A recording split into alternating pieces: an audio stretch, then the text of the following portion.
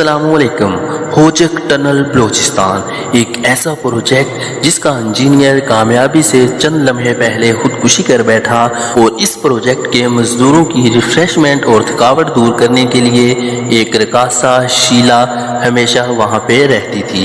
تو اس دلچسپ کہانی کو سٹارٹ کرنے سے پہلے آپ سے ریکویسٹ ہے کہ اس چینل کو بھی سبسکرائب کر دیجئے گا۔ جزاک اللہ۔ کوئٹہ سے 113 کلومیٹر دور ایک پہاڑی سلسلہ ہے جسے خواجہ عمران کا پہاڑی سلسلہ کہا جاتا ہے۔ اس پہاڑی سلسلہ میں شانزلہ اور شیلا باغ کے درمیان دنیا کی سب سے بڑی ریلوے ٹنل ہے جسے ہوجک ٹنل کہتے ہیں۔ یہ ٹنل 14 اپریل 1888 کو تعمیر ہونا شروع ہوئی اور یہ 5 کلومیٹر لمبی ہے، اور اس کی تعمیر میں لگ بھگ 800 مزدور ہلاک ہوئے اور ان میں سے اکثر وہیں آس پاس دفن ہو گئے۔ اس ٹنل میں 1,97,24,426 اینٹیں لگی ہیں۔ مزدوروں کی اول صف کھدائی کرتی جاتی، جبکہ دوسری صف پیچھے اینٹیں لگاتی اور ان سے پچھلی صف پٹڑی بچھاتی جاتی تھی۔ بھاری مشینری کا وجود نہ ہونے کی وجہ سے کھدائی کا سارا کام انسانی ہاتھوں سے ہوتا تھا۔ اس ٹنل کی تعمیر کے لیے 80 ٹن پانی روزانہ کی بنیاد پر صرف ہوتا۔ دن رات کام کرنے کے لیے 6,594 چراغ جلتے رہتے جو پوری ٹنل کو اندر سے روشن رکھتے تھے۔ مزدوروں کی ریفریشمنٹ کے لیے آج کے انڈیا کے علاقے سے مشہور زمانہ رقاصہ شیلا منگوائی گئی، جو رات کو رقص کرتی اور دن کے تھکے ماندے مزدوروں کی تفریح کا سامان پیدا کرتی۔ اب آئیے اس دلچسپ و عجیب ٹنل کی سب سے مزیدار پہلو کی طرف۔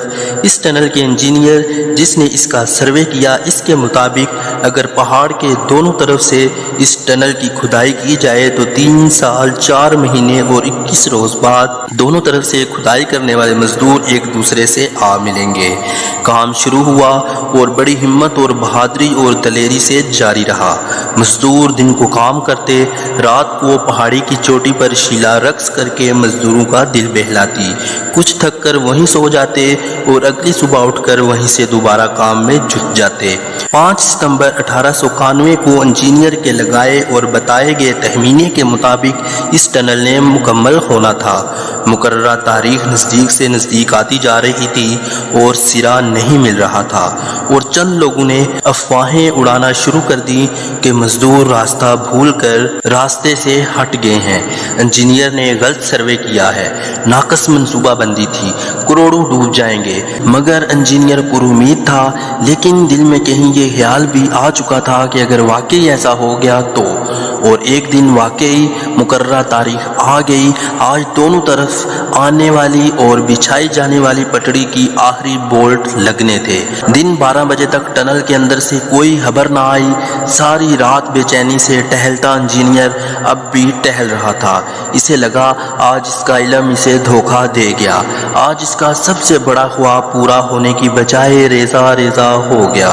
انجینئر چپکے سے اٹھا اور پہاڑی کے اوپر اس مقام پر جا پہنچا جہاں پر رات کو شیلا رقص کرتی تھی۔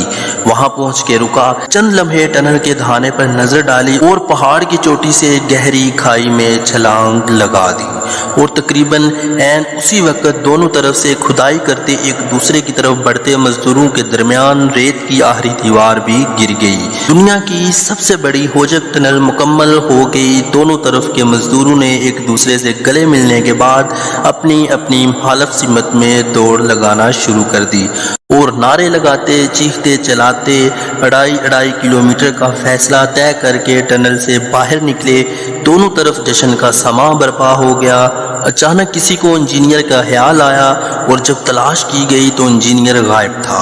کافی دیر بعد کسی نے کھائی میں کسی انسانی باڈی کی نشاندہی کی، اور جب دیکھا وہ وہی انجینئر تھا جس نے دنیا کی سب سے بڑی ٹنل کا سروے کیا تھا اور اس کی فیزیبلٹی تیار کی، اور مقررہ مدت تک اپنی کمٹمنٹ پوری نہ ہونے کی صورت میں ندامت سے بچنے کے لیے پہاڑ کی چوٹی پر سے چھلانگ لگا دی۔